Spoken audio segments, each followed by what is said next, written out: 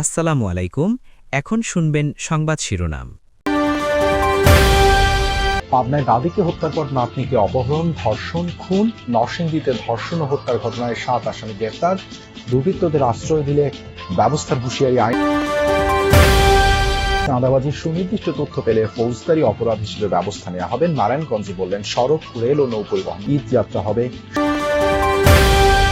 আজ মধ্যরাত থেকে মাছ ধরায় 2 মাসের নিষেধাজ্ঞা। ইলিশের উৎপাদন বাড়াতেই এই সিদ্ধান্ত।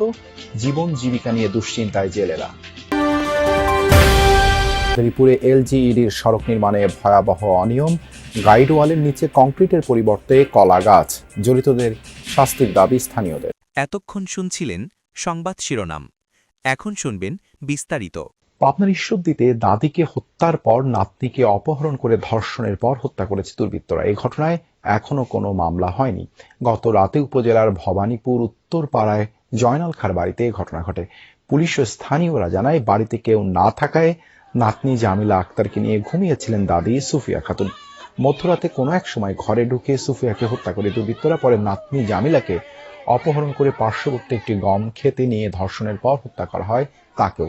সকালে খবর পেয়ে আলাদা স্থান থেকে মরদেহ দুটি উদ্ধার করে পুলিশ। নরসিংদীর মাধবদীতে তরুণীকে সংঘবদ্ধ ধর্ষণ ও হত্যা মামলার প্রধান আসামিকে গ্রেপ্তারের পর সংবাদ সম্মেলন করেছেন পুলিশ সুপার। সকালে জেলা পুলিশ সুপারের কার্যালয়ে সংবাদ সম্মেলন অনুষ্ঠিত হয়।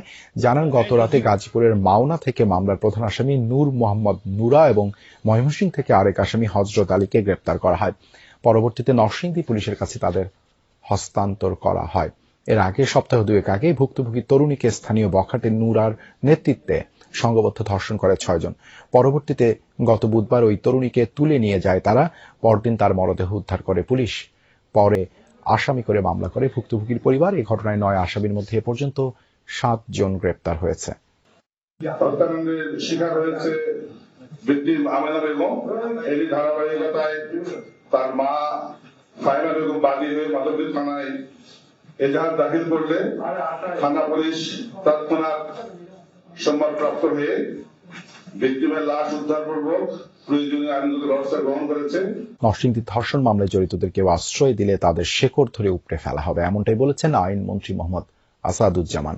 সকালে ঝিনাইদহ জেলা প্রশাসকের কার্যালয়ে এক মতবিনিময় সভায় অংশ নেন তিনি। এ সময় মন্ত্রী বলেন, সংসদের প্রথম অধিবেশনের প্রথম দিনই অন্তর্বর্তীকালীন সরকারের সময় সাংবিধানিকভাবে যতগুলো অধ্যাদেশ হয়েছে সবগুলোই বিল আকারে সংসদে পেশ করা হবে।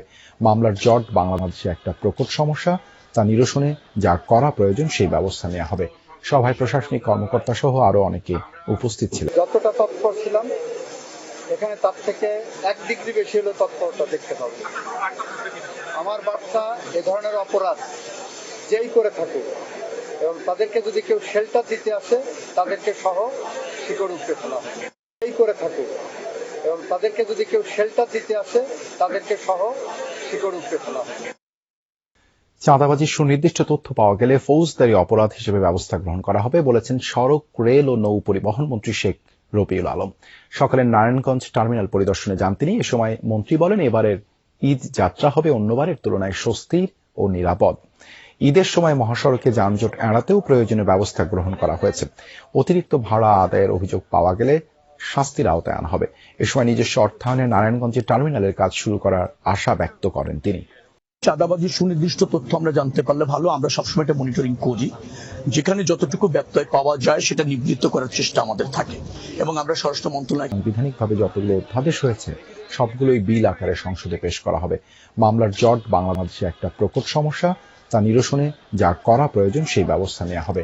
সভায় প্রশাসনিক কর্মকর্তা সহ আরো অনেকে উপস্থিত ছিলেন। যতটা তৎপর ছিলাম এখানে তার থেকে 1 ডিগ্রি বেশি হলে তৎপরতা দেখতে পাবো। আমার বার্তা, এ ধরনের অপরাধ যেই করে থাকুক এবং তাদেরকে যদি কেউ শেল্টার দিতে আসে তাদেরকে সহ শিকড় উপড়ে ফেলা হবে। যেই করে থাকুক এবং তাদেরকে যদি কেউ শেল্টার দিতে আসে তাদেরকে সহ শিকড় উপড়ে ফেলা হবে। চাঁদাবাজির সুনির্দিষ্ট তথ্য পাওয়া গেলে ফৌজদারি অপরাধ হিসেবে ব্যবস্থা গ্রহণ করা হবে বলেছেন সড়ক, রেল ও নৌ পরিবহন মন্ত্রী শেখ রবিউল আলম। সকালে নারায়ণগঞ্জ টার্মিনাল পরিদর্শনে যান তিনি। এ সময় মন্ত্রী বলেন, এবারের ঈদ যাত্রা হবে অন্যবারের তুলনায় স্বস্তির ও নিরাপদ। ঈদের সময় মহাসড়কে যানজট এড়াতেও প্রয়োজনীয় ব্যবস্থা গ্রহণ করা হয়েছে। অতিরিক্ত ভাড়া আদায়ের অভিযোগ পাওয়া গেলে শাস্তির আওতায় আনা হবে। এ সময় নিজস্ব অর্থায়নে নারায়ণগঞ্জের টার্মিনালের কাজ শুরু করার আশা ব্যক্ত করেন তিনি। চাঁদাবাজির সুনির্দিষ্ট তথ্য আমরা জানতে পারলে ভালো, আমরা সবসময় এটা মনিটরিং করি। যেখানে যতটুকু ব্যত্যয় পাওয়া যায় সেটা নিবৃত্ত করার চেষ্টা আমাদের থাকে এবং আমরা স্বরাষ্ট্র মন্ত্রণালয়কে সেটা অবগত করি, কারণ এটা ফৌজদারি অপরাধ। আজ মধ্যরাত থেকে দেশের 6টি অভয়াশ্রম সহ বিভিন্ন নদীতে মাছ শিকারে শুরু হচ্ছে 2 মাসের নিষেধাজ্ঞা। জাটকা সংরক্ষণ ও ইলিশের উৎপাদন বাড়াতে 2 মাস সব ধরনের মাছ ধরা বন্ধ থাকবে। কর্মহীন এই 2 মাসে জীবিকা ও ঋণ নিয়ে দুশ্চিন্তায় ভোলা, চাঁদপুরের জেলেরা। যদি এ সময় তালিকাভুক্ত জেলে পাবেন সরকারি সহায়তা, তবে তা প্রয়োজনের তুলনায় অনেক কম বলছেন জেলেরা। 1 মার্চ থেকে 30 এপ্রিল 2 মাস দেশের 6টি অভয়াশ্রমে সব ধরনের মাছ ধরা নিষেধ। জাটকা সংরক্ষণ ও উৎপাদন বাড়াতে প্রতি বছর এই নিষেধাজ্ঞা দেয়া হয়। এই সময় মাছ শিকার, বেচাকেনা, মজুদ ও পরিবহনে প্রশাসনের তরফে আছে নিষেধাজ্ঞা। অভয়াশ্রম থেকে এরই মধ্যে চাঁদপুরের বিভিন্ন ঘাটে ফিরতে শুরু করেছে জেলেদের ট্রলার। কর্মহীন 2 মাস জীবিকা ও ঋণ নিয়ে দুশ্চিন্তায় জেলেরা।